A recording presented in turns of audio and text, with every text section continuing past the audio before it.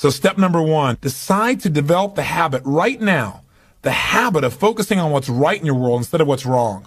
The habit of focusing on what you do have instead of what you don't have in a situation. And as basic as that is, and as well as you know it, you've got to make it a habit. Because those habits form the chain of your ultimate character, of who you become and how you end up living your life. We've got to condition ourselves, because if we don't, we'll go back to the automatic state that most people live in today's society. The way to develop the habit is to go on a mental diet. I did this several years ago. As positive as I was going through unbelievable pain at the time. I'd had some major disappointments, some frustrations. I felt like I'd given it all. But what turned me around is one day I picked up this book called The 7-Day Mental Diet. It was a little tiny little booklet. And all the booklet really did was, for about 12 of the 14 pages, it challenged me to really see if I could really truly, for 7 days, live my life without one negative thought. And it kept saying throughout the book, now don't just say, yeah, I can do it, and don't just say I'm going to do it. Think for a while before you commit to this. Don't actually commit unless you're really going to do it for 7 straight days, no matter what. It doesn't mean you don't have a negative thought. It just means that if you have a negative thought, you don't speak it. You set it aside. You forget about it. Or you replace it. If you say something negative, you go erase. What I really mean is this. Or you say, well, that's not what I mean. Here's what I mean is this. And you immediately focus on something good. It's not that nothing negative ever comes out. It's that you immediately do not allow yourself to hold a negative feeling, a negative thought for 7 straight days, day and night, even when it gets tough, even when somebody disappoints you, even when you get frustrated, even when you give your all and it still turns up lousy.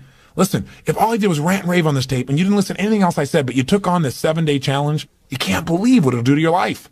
Now, I got to tell you, when I first read the book, I thought, wait a second, being positive isn't going to change my life. I got to deal with the real problems around me, those real challenges that are out there. I don't want to just be positive. Somebody says, how's it going? I go, I'm doing great. And they go, why? You go, I don't know, but I just feel good. I don't want to be that way. I want to be real. I want to be on top of things. But you know what? I thought, wait a second.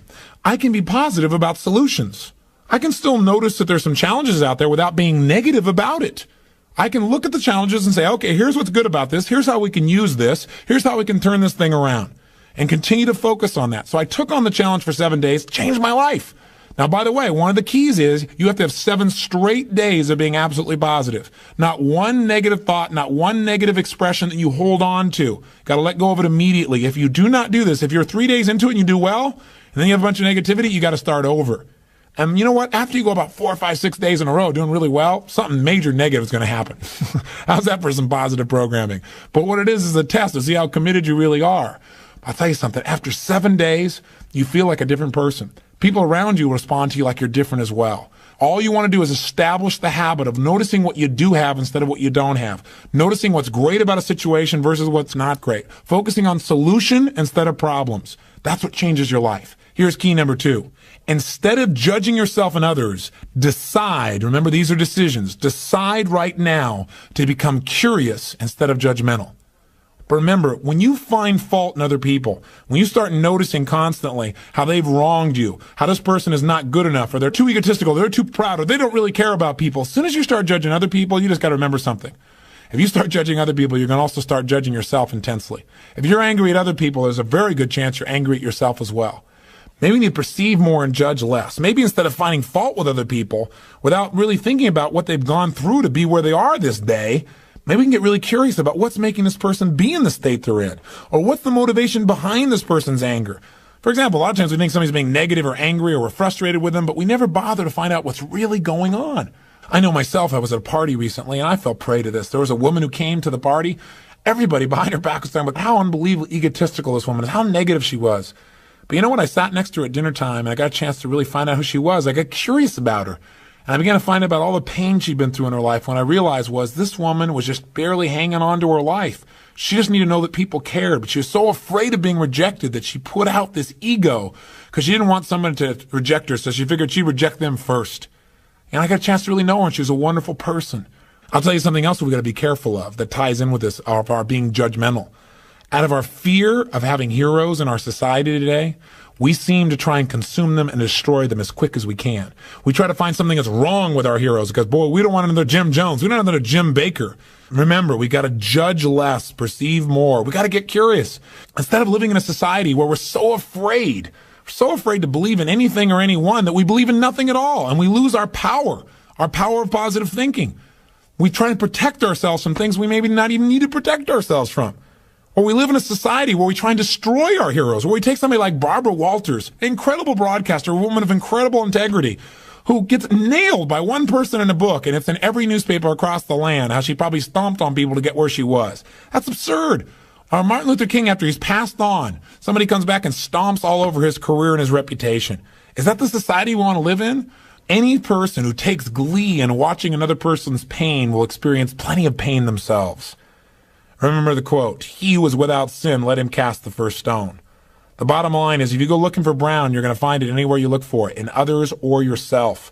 Free yourself from the disease of making others wrong, and you'll free yourself from the disease of making yourself wrong. You have a lot more energy to create solution instead of problems. It's part of the power of positive thinking instead of falling for the destructive power of negative thinking.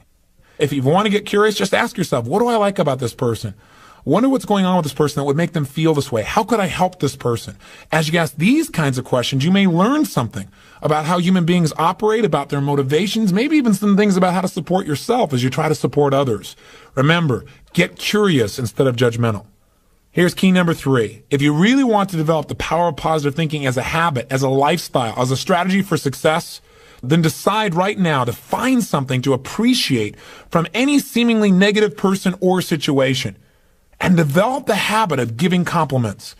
See, if you really want to have some more positive feelings in your life, you got to keep focusing on what's right. You got to get curious. And most importantly, you got to find something to appreciate even in the tough times. Because in reality, as we've talked about so often before, the toughest times in your life sometimes provide you with the real resources to change your life.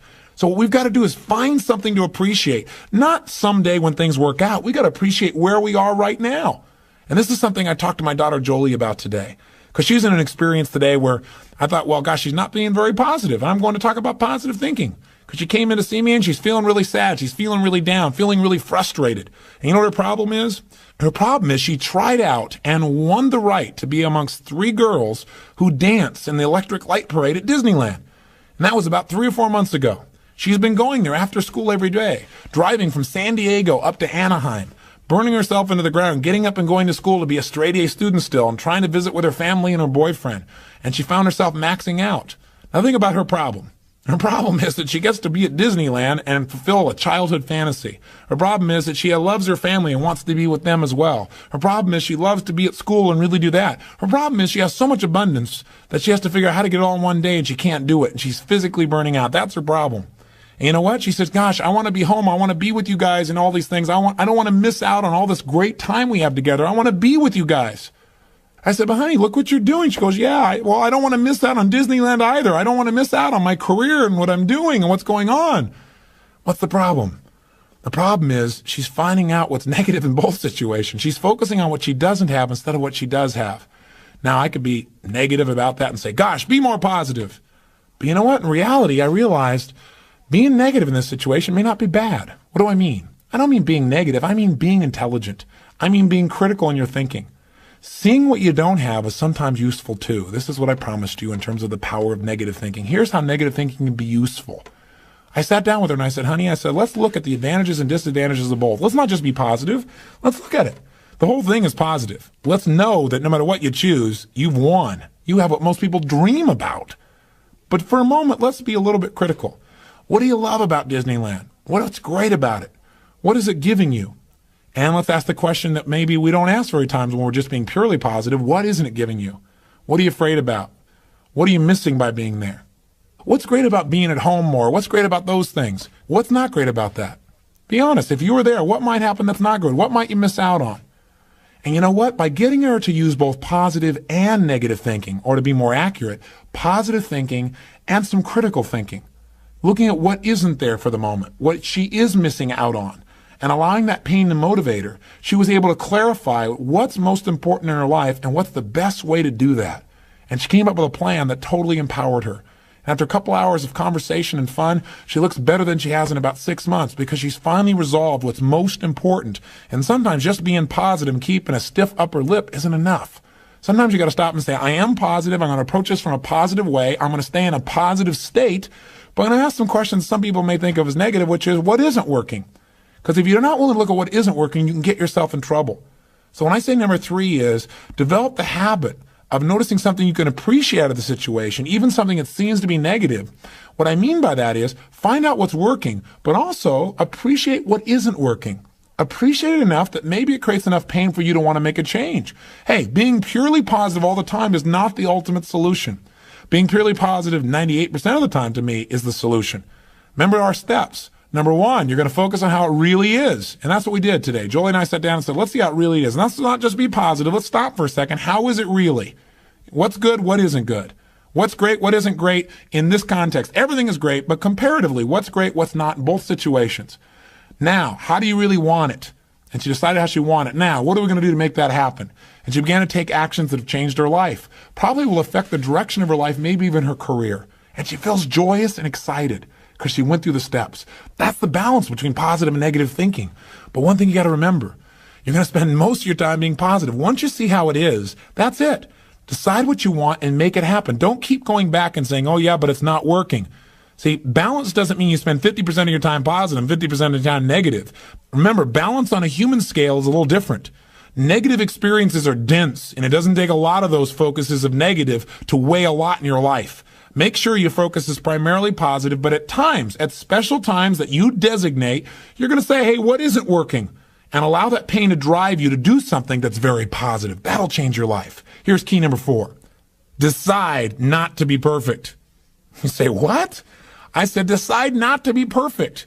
One way to make sure you're negative is always trying to be perfect. Because you know what? You're always going to notice you're not. Because you're this thing called a human being. When I talk to my daughter Jolie, and this girl works so hard to be perfect. Everybody seems to love her. She's a straight A student. She wants to be the very best at school. She wants to be the very best at home. She wants to be the very best at Disney. She wants to be the best at everything. And I'm trying to be the best constantly. In the past, she always noticed what wasn't perfect, and that created pain. So you can't do that. You're gonna screw up. You're going to be negative. Things are going to happen where you don't follow through on what you know. You're going to make poor decisions. You're going to say things you shouldn't say, do things you shouldn't do, mess up like you shouldn't mess up. But you know what? When that happens, instead of being negative and beating yourself up and saying, boy, here's another example of me sabotaging myself, decide what you do want. And say, you know, I'm not perfect, but I am good. And what makes me good and what makes me great and what can make me excellent is as soon as I notice I'm not on track, I correct it and I get better. Your goal each day is to get better, not to be perfect. And that's all anyone can ask of you. If every day you really try and contribute more, be more, and do more than you were slightly the day before, that's all anybody can ask. And if you know you're going to screw up and you don't make it a catastrophe, it's easier to bounce right back up. See, the only way you fail is if you quit. But if you learn something and you expand from it and you make some new decisions that enhance your life and the people you care about, then there is no failure. Don't try to be perfect because you'll never succeed.